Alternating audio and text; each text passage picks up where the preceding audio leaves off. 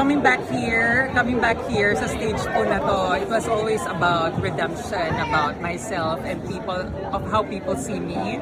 So doing this, it is for myself and for people who kept believing on me, especially you. Nakita niyo po yung transformation ko from 2024 to 2026, and I have no expectations coming to this pageant. But thank you for people who believed in me, especially with your messages, especially with your hot takes kaninang umaga na nawindang po ako. Dun po sa mga bagay na yon, kayo po ang nag-push sa akin to believe more in myself. Kasi it was really tiring days before the coronation night and lahat po kami naubusan ng energy. But it was you people na nag-push po sa amin to finish what we've started. Very chill lang talaga. I'll give you a secret, Miss Ten, and to everyone who's been eyeing for a pageant. I believe that when it comes to pageant, you always put your best foot forward. You always want to show your best side, di ba po? The way you stand, the way you talk to people, but at the same time, you don't need to lose your core values. And I think what I show you people, not only with the organization, is what is really me, but still refining it to be the best, because I am not representing myself now, not representing Pampanga, but I am representing the Philippines in Thailand din po. Okay, best lesson learned noong 2024 na na-apply mo ngayong 2026?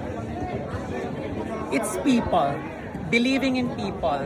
2024, I thought I knew myself already coming to the pageant. But when I had the chance to meet my sisters, Miss Nueva Vizcaya back then, Miss Kyra, they became my girlfriends and we traveled together. And I realized, sila pala ang magpaparealize sa akin kung ano pa talagang gusto ko. In meeting people, knowing their experiences, knowing their stories, doon ko na-realize na after 2 years, babalikan ko ang MIQ, may sarili na akong istorya. At dala-dala ko pa rin ang istorya nila, especially sa international stage ko. Hindi ka ba nahirapan nun? Kasi pagbalik mo, di ba bumalik ka, tapos number 1 ka pa sa akin. Di ba ang hirap doon na niset ka ng standard, number 1 ka. It's hard for you. It was my first time. It is my first time to have number 1 placement po.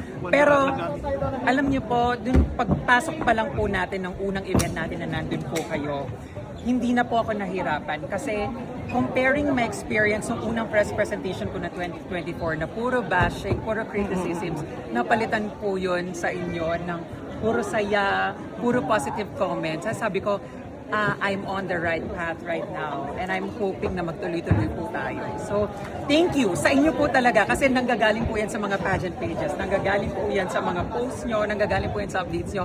At doon rin po ako tumitingin minsan ng, testing the waters to see na, am I doing it correctly? Am I doing it like, may kailangan pa ba akong ayusin? But overall, thank you. Thank you po sa inyong lahat. Na-appreciate ko po lahat kayong pageant media. Red, what's your message to your fellow candidates, especially to Mikay, your first runner-up? I know how hard it is, especially not getting the title. But you know what I always say, not only to my co-candidates, but also to people in Pampanga, especially trans people doing pageant, is that it's gabi-gabi. If there's one thing na nalaman ko po talaga sa barangayan pageant is gabi-gabi, pwede po akong lumabas ng 10 pageant at hindi ko po mapapalalo ng lahat. Pero na-realize ko that if I continue clapping for others, doing my best, uuwi, mag-work, tapos po the next day another na naman, dun ko po na-realize na hindi siya masakit if you're clapping for others. If I know there is grief, I know because it's exhaustion as well, pero she's my sister after all. She was my sister in 2024. She is my sister this 2026. And she will be my sister forever as well. And any support, at darating yung time na yun, I was always rooting for her, rooting for my girls as well. Pag dumating yung time nila, they will know that I will be behind them, clapping and supporting them, pushing them as well to achieve their best selves. One thing you promised to all Filipinos, now that you will be representing the Philippines in Thailand for the MIQ. I know, it's a big pressure, of course. It's a big pressure po to aim for a bigger place and or even win the crown.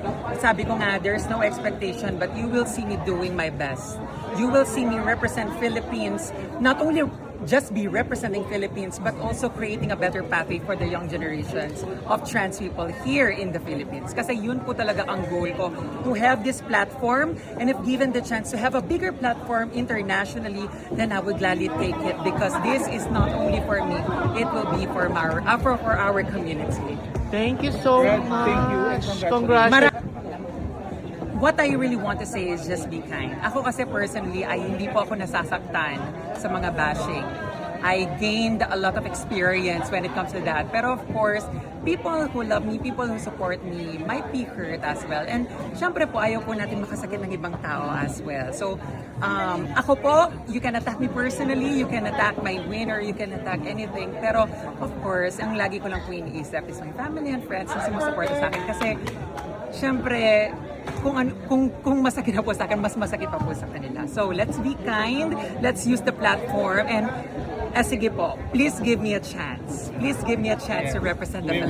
Philippines. Red, how does it feel na na-predict ko yung pagkapanalo mo? Ay! Na-predict Kanina natin. pagkagising ko po, lumarga, sabi ko, sobrang dalang ko lang po masali sa Pix and to be number 1 as well. My pageantology as well. Sabi ko, I cannot believe it. Now overwhelmed po ako pagkagising ko. It was 3 a.m. It was 3 a.m. There are a lot of comments. Sabi ko, shit, Sabi ko, kailangan manalo. Kasi magpapayak. Charot lang. Buti naman. pero sabi ko po, thank you. Just thank you for believing in me.